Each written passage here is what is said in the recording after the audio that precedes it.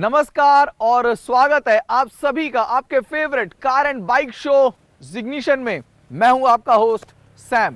आज के प्रोग्राम की शुरुआत करें उससे पहले एक नजर डाल लेते हैं कि क्या खास हम लेकर आए हैं आज आपके लिए।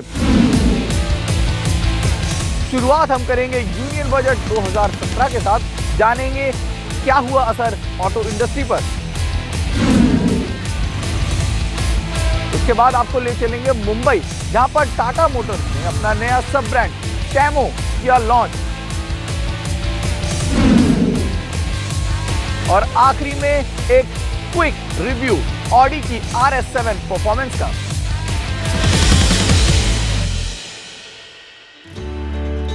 हर साल बजट से ऑटो इंडस्ट्री बड़ी उम्मीदें लगाती है। इस साल भी मैन्युफैक्चरर्स और बायर्स बजट से कुछ मिलने का इंतजार कर रहे थे।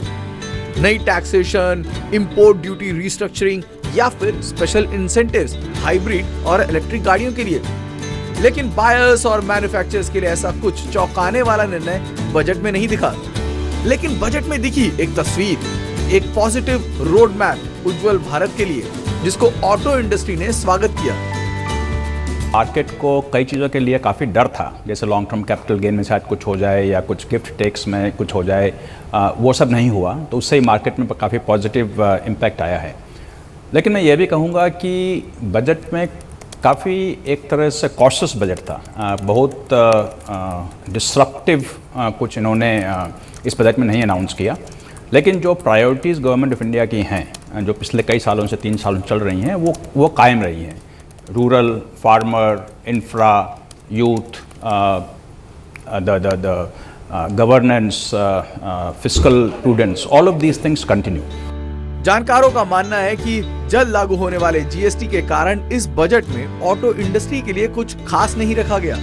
जुलाई के महीने में जीएसटी लागू होने की उम्मीद है और ऐसे में बजट में लिया गया कोई भी निर्णय बेईमानी हो सकता था।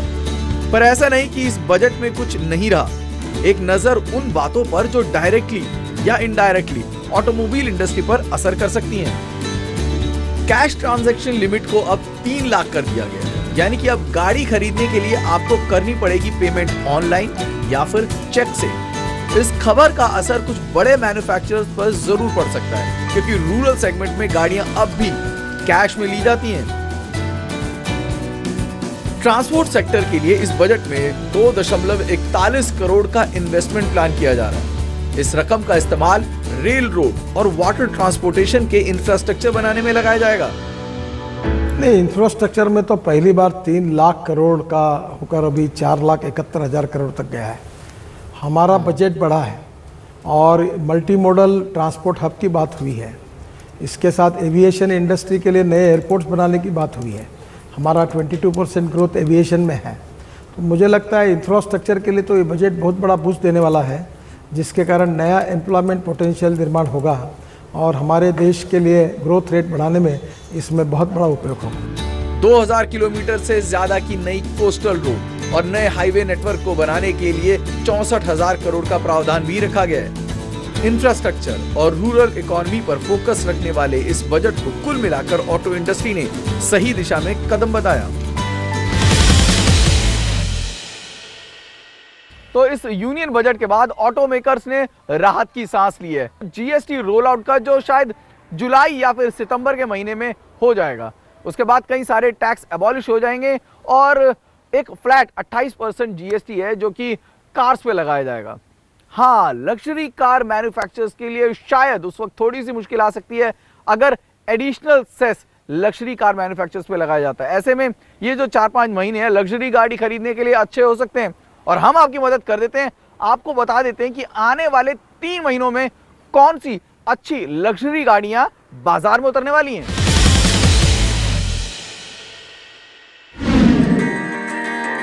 लग्जरी सेगमेंट में वॉल्यूम के लिहाज से नंबर 1 पोजीशन पर है मर्सिडीज बेंज और 28 फरवरी को लॉन्च कर रहा है अपनी नई ई क्लास।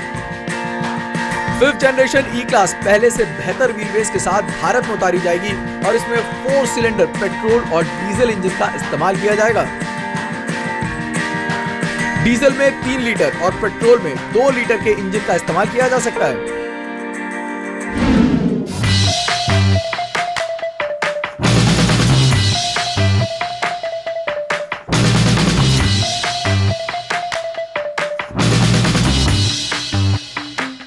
फरवरी के महीने में ऑडी अपनी much awaited A4 diesel sedan को लॉन्च कर रहा है। इस सेडान में नया 2 लीटर का डीजल इंजन इस्तेमाल किया जाएगा जो कि 190 bhp की पावर जनरेट करेगा। 7 स्पीड डुअल क्लच गियरबॉक्स वाली इस लग्जरी सेडान में मैनुअल वेरिएंट भी दिया जा सकता है। इस सेडान की कीमत हो सकती है 45 से 50 लाख के बीच। फरवरी के महीने में पोर्शे 718 बॉक्स्टर और 718 केमैन लॉन्च कर रही है। इन दोनों गाड़ियों की कीमत होगी 80 से 85 लाख के बीच। पोर्शे 718 केमैन में दिया जाएगा 2 लीटर का 4 सिलेंडर टर्बो पेट्रोल इंजन जो कि 296 bhp की पावर जनरेट करता है। इस कार की टॉप स्पीड है 275 किलोमीटर और 0 से 100 की रफ्तार पकड़ने में ये गाड़ी लेती है 5.1 सेकंड का समय।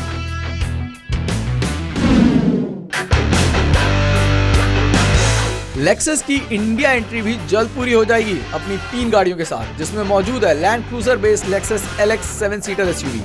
पेट्रोल और डीजल दोनों में इस गाड़ी को उतारा जाएगा, लेकिन शुरुआत होगी डीजल इंजन वाली गाड़ी के साथ। इसके अलावा एक के बाद एक लेक्सस अपनी बाकी 2 सेडान्स को भी भारत में जल्द उतारेगा।